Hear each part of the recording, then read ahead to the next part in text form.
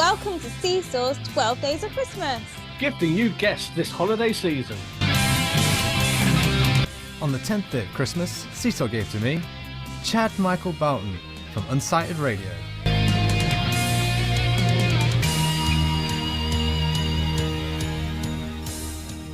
Welcome everyone to the 12 days of Seesaw Christmas.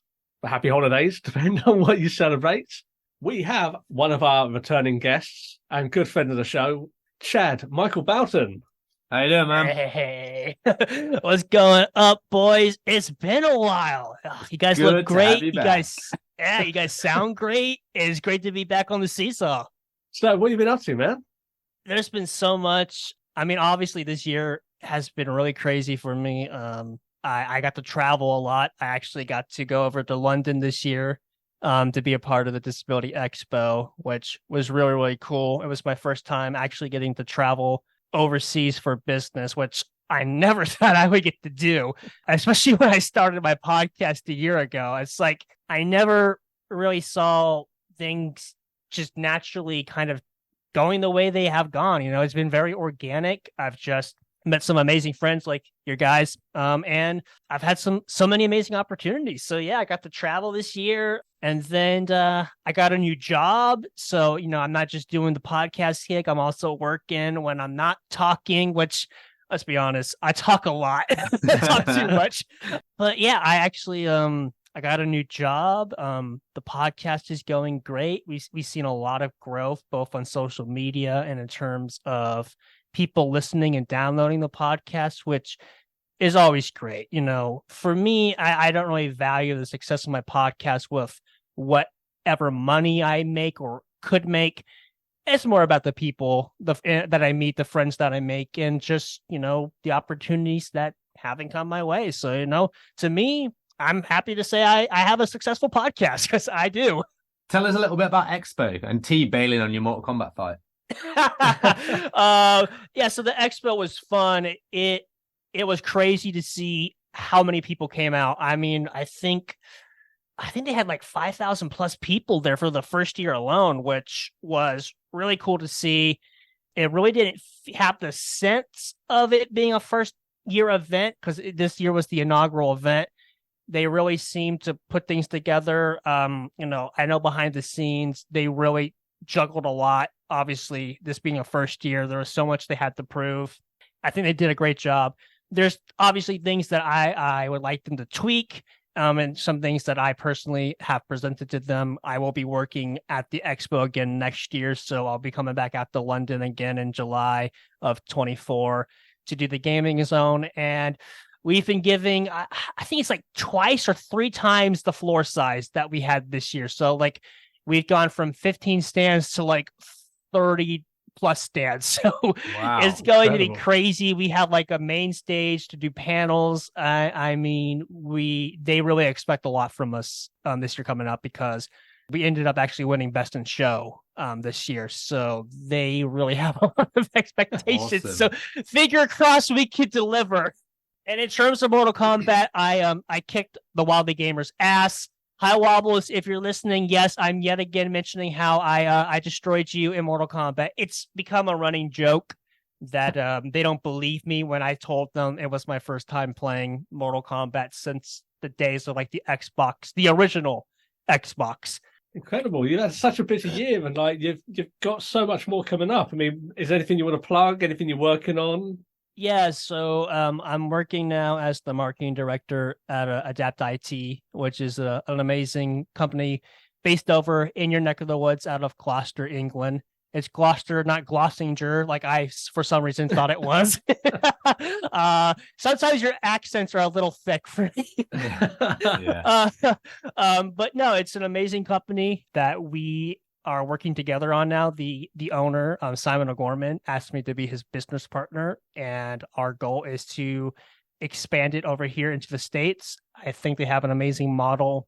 You know, it's an assistive technology company that helps people with all disabilities. You know, we cover as many as we can in terms of the spectrum, whether it be vision, hearing, thinking, you know, cognitive, motor, sensory. But also we have a lot of accessible gaming stuff that we do. So we work with companies like Bouton Toby Dynavox readapt to make sure people, whatever their disability or chronic illness, they have access to gaming. So I get to marry my two loves, assistive technology and accessible gaming. And that's awesome. And we're just really hopeful that we can bring this type of model to the US, because I think there is a lot of gaps that this company could fill, especially with the accessible gaming. So I'm excited to see where the company can go. So what are you doing over the festive period? I've always liked the holiday season, especially Christmas, or obviously whatever it is you celebrate, whether it be Kwanzaa, Hanukkah, Ramadan, whatever it is that you celebrate. Awesome. For me, it's Christmas. So I've always loved Christmas. I've always loved Christmas specials. So I spend a lot of time watching a lot of Christmas movies. I don't really like listening to Christmas music, because if you've been alive for even if you're born at age 5, you've heard every single fucking Christmas song you can ever need to hear in your entire lifetime. No dice. So it's like, I'm going to send you my Christmas playlist, Chad. Okay, well, I need that, because it's like, I always hate, it's just like, White Christmas, Silver Bells, Rudolph. It's just like, come on, can people just start creating new songs instead of rehashing? It's like, if you've heard one cover, you've heard all the covers for the most part. So I don't listen to a lot of Christmas music. I do indulge in a lot of eggnog, though, especially with a little bourbon. Alcoholic or non-alcoholic? Oh, alcoholic for sure. Of course, yeah. Definitely got to do it with some whiskey, a little bit of nutmeg, some heavy cream, super just decadent eggnog, as it should be. And I, for one, feel like eggnog should be sold year-round, because I love eggnog. I'm very sad that people have taken eggnog off their menus. It should be on their menus always.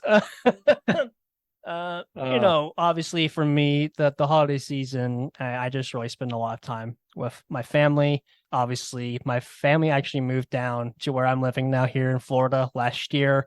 So this will be like our first official Christmas together again as a family. My mom and dad are here. My sister lives with me. We don't fight or try to kill each other as most siblings do. So that's awesome. But yeah, it's a little different here in Florida, is because it never really gets cold enough to be like, hey, it's Christmas. It's like a lot of times we literally will go spend Christmas on the beach, because it's still warm enough to go have a cocktail on the beach. So probably Christmas Day we'll be on the beach having a couple of cocktails. Well, I think the girls from This Is What Brian Looks Like in the Revia will be very jealous of their very snowy, disgracefully cold situation. And have you got a Christmas that particularly sticks out in your mind? I had the classic cliche, oh, I want a bike for Christmas. And you wake up, it's like, oh my God, there's a bike in the, how did he drive a bike into the house? Santa's crazy. I never had the dog, the dog in the Christmas box. You always see that on the movies, like, that box is barking. It's like, yeah, go open it before the dog suffocates to death. Yeah. Well, you really think about it, that's a terrible thing to do for a gift. Like, you put a dog in maybe there's some holes, but it's like, that poor dog's been put in a box till you wake your ass up in the morning to open it. He's probably like, where have you been? I once got a bike for Christmas. Well, I know it wasn't actually a bike. My brother got a bike, and my dad thought, in his drunken hilarity of being just not funny at all, he rewrapped the box. He put the bike back together, and put it in the garage. Mean. And then Is mean. And then he put it in the box and wrapped it up and said it was for me. So I opened the box, and it was a bike, and it was just an empty box. It's like, what did you get for Christmas, T? Depression. And that's when I moved away. I did get a bike. It was just a huge wind-up job. I did actually get a bike, but it was probably the smallest joke about a bike at Christmas. I love it. Yeah. We have this tradition now that obviously, past like 16 or 18, those kind of like that, like from 0 to 18, where you still kind of like really care about getting Christmas gifts. So my mom, we do this funny thing where every year she gets me some like random food item. Like last year she got me like an entire like Sam's like ton of pork rinds. It just gave me that. So we just give ourselves like little silly gifts now. And we just laugh and have fun. In terms of like the Christmas gift I remember the most, it would probably have to be my Nintendo 64. I always remember getting it. Yeah. I was so into games as a little kid. I still am, obviously. I'm so fortunate I get to actually play video games for a living, which my dad said, "You're not going to ever get to play video games for a living, Chad. Grow up." "What now, Dad?" "What now?" But I always remember getting it. I actually still have, so it was the Pokemon Stadium bundle. I still have the bundle box. I still have the 64. I still have it's a purple see-through controller, so you can see like all the bits and pieces that actually make it work and hold it together. That's definitely one of like the memories I really remember the most. Lastly, then, just for the people, any Christmas messages? Just let them know what you're coming up to in the new year and holiday season messages. Man, so we got a lot of exciting things going on, and on my side of things, with my podcast, the Unsyted Radio. I'm actually going to, hopefully be getting me an editor to enhance, the content and the quality of the content I'm putting out.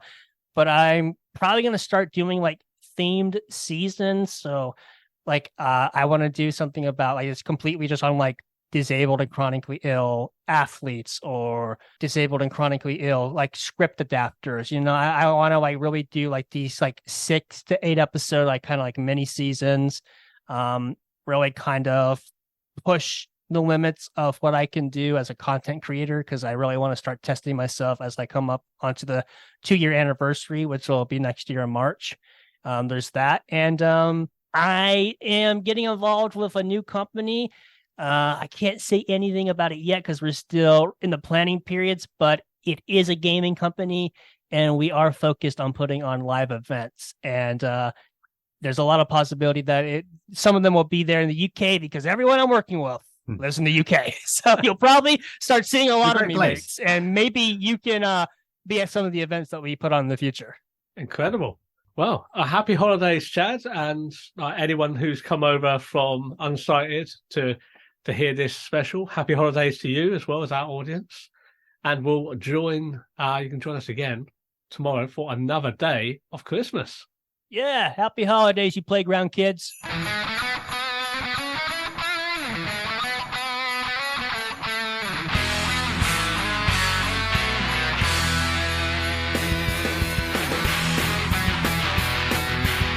Thank you for listening to Seesaw's 12 Days of Christmas.